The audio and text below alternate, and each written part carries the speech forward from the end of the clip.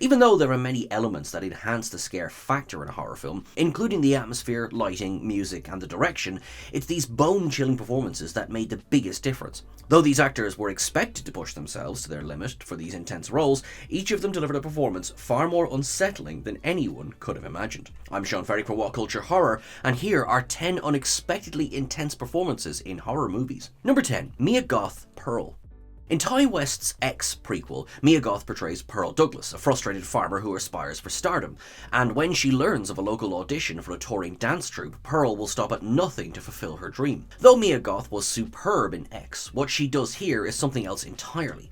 While watching the titular antagonist mutilating animals, beating her invalid father, or masturbating to a scarecrow, it's obvious she's out of her mind. Moreover, Goth finds the humanity in the role, depicting Pearl as a person drowning in unfulfilling responsibilities rather than a fame-craving dreamer. During the climax, Pearl speaks about all of her sins, hopes, insecurities, and desires in a riveting 8-minute monologue that highlights how broken she is. She may sound insane during the sequence, but the desperation in her words and eyes is sure to tug on anyone's heartstrings. Despite the fact Pearl performs many unspeakable acts, the scariest aspect is her unhinged smile. Wicked grins may be a staple of the genre, but it's challenging to think of anyone who's had a smile as horrifying as the one Goth pulls during Pearl's closing credits.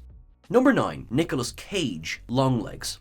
Nicolas Cage has really embraced horror in recent years, starring in Mandy, Colour Out of Space, Renfield, and many others. Though these films showcased Cage's zany side, they feel like they were building to the Oscar winner's most twisted performance to date, which is saying a lot. In Longlegs, Cage portrays Dale Cobble, a Satan worshipper who's eluded the authorities for over a decade. Despite being the main villain, the Zodiac-inspired psychopath only appears for 12 minutes, with his face obscured in all but one scene.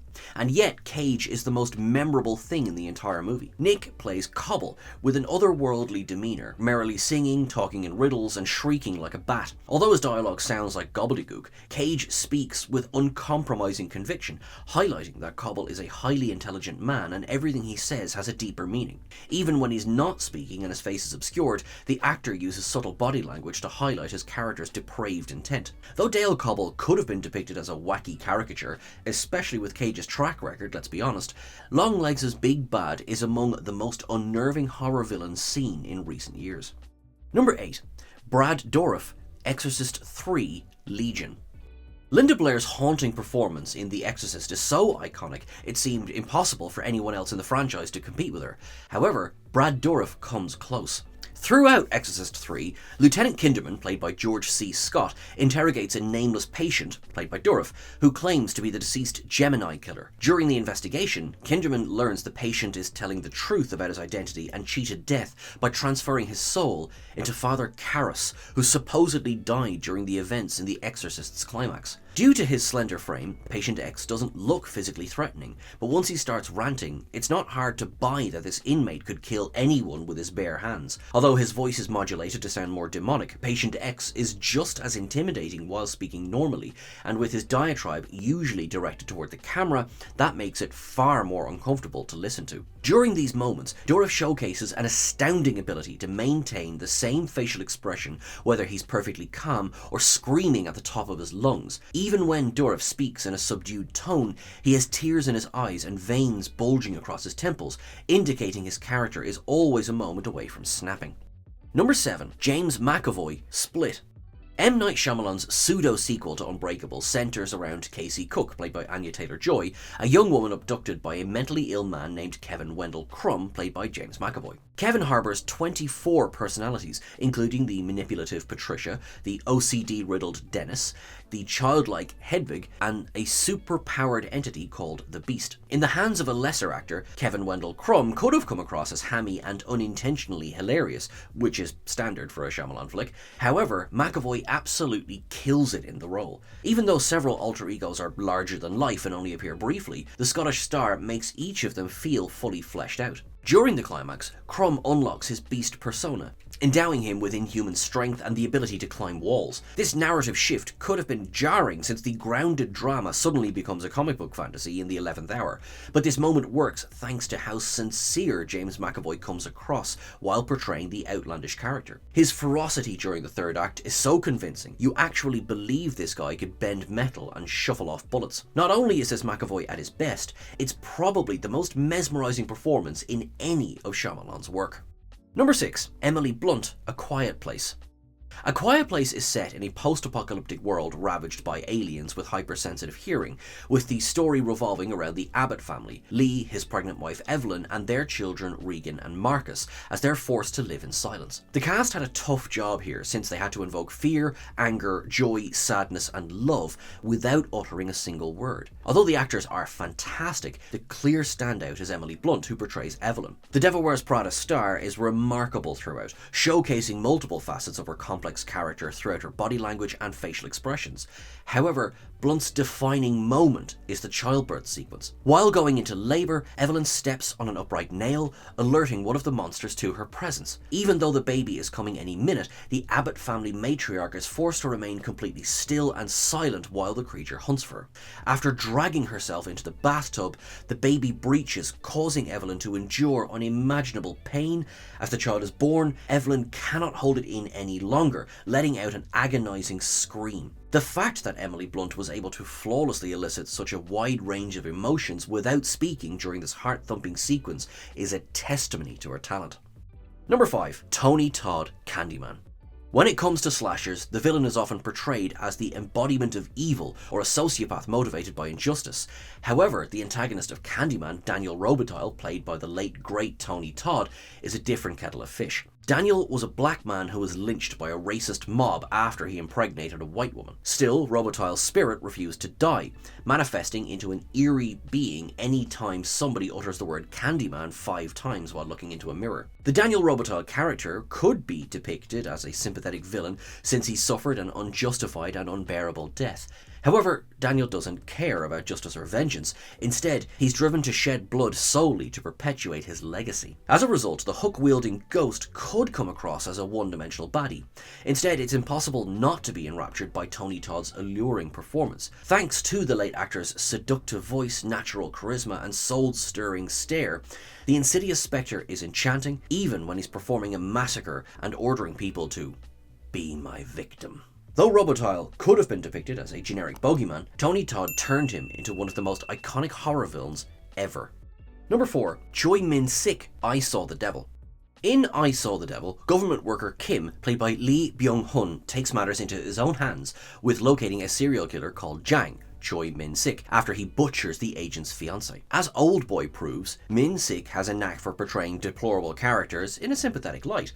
But rather than humanizing Jang, the Korean actor indulges in every evil whim, playing this maniac with childlike glee and sadistic savagery. What's worse, Min-sik is so effortlessly charming that it's easy to momentarily forget what a monster Jang is. One scene that demonstrates this notion is when Jang is picked up by a taxi. Upon realizing the men in the car mean him harm, a casual conversation turns into a visceral bloodbath in the blink of an eye, with Jang slashing the others with brutal force and surgical precision. Min-sik is excellent, not just at depicting Jang's malevolence, but his unwavering determination. Even after Kim beats the sicko within an inch of his life, suffocates him, has him tortured, and slices off his Achilles tendon, Jang's bloodlust remains undiminished. Although Oldboy defined Choi Min-sik's career, I Saw the Devil allowed him to cut loose in a way never seen before or since. Number 3. Kathy Bates, Misery. The antagonist of Misery, Annie Wilkes, played by Oscar-winning Kathy Bates, perfectly encapsulates the phrase, never judge a book by its cover. When respected novelist Paul Sheldon, played by James Caan, gets involved in a car crash, Annie brings him back to her house to care for him. Annie is initially viewed as a guardian angel since she goes out of her way to save Sheldon and personally nurse him back to health. But while discussing Sheldon's books, she loses her temper, revealing her unstable side to the author for the first time. And when she bursts into his room hysterically during the night, Sheldon realizes Annie isn't just odd, but dangerous. Although many actresses were considered for Annie Wilkes' role, it's hard to picture anyone playing the demented nurse as effectively as Kathy Bates, who won the Academy Award for her performance. She flips from endearingly tender to chaotically deranged with zero effort, as if she's portraying two different characters. However, Annie is just as frightening when she's calm. During the infamous hobbling sequence, Annie's behaviour should be erratic and aggressive. Instead, she speaks to her captive with reassurance and tenderness while walloping Paul's ankles with a sledgehammer. As unsettling as this scene is, there's nothing as hair-raising as hearing Annie saying, "God, I love you," to Sheldon with complete sincerity while he's howling in pain. Number 2, Essie Davis, the Babadook. The Babadook follows Amelia, played by Essie Davis, a single mother struggling to care for her disruptive son, Samuel, played by Noah Wiseman, since she's still dealing with the loss of her husband, Oscar. Sadly, Amelia's attempts to take control of her life are derailed when she finds herself being tormented by a sinister children's book called Mr. Babadook.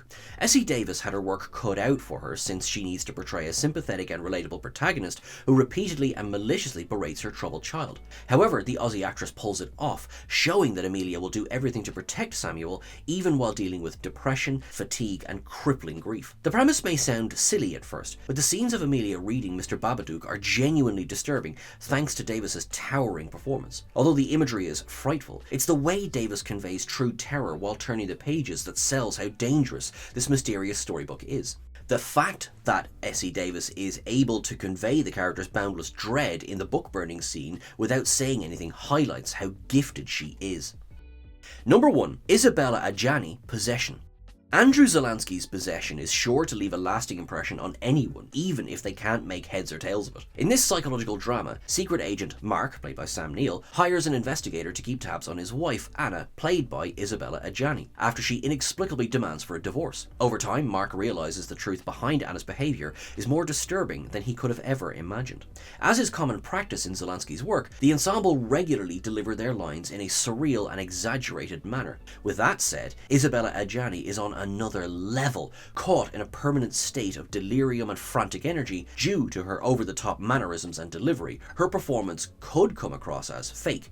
However, Adjani's erratic behaviour never feels jarring, since every utterance and gesture she performs feels in the moment. Of course, the scene that's seared in everybody's memory is when Anna suffers a miscarriage. During this sequence, Anna experiences every heightened emotion imaginable, laughing maniacally one moment, screeching uncontrollably the next. After writhing on the ground and across the walls while contorting her body with balletic ferocity, Anna unleashes an ear-splitting scream from the depths of her soul while expelling fluids from every orifice. Even after more than 40 years, few performances in horror can measure up to what Isabella Adjani achieved here.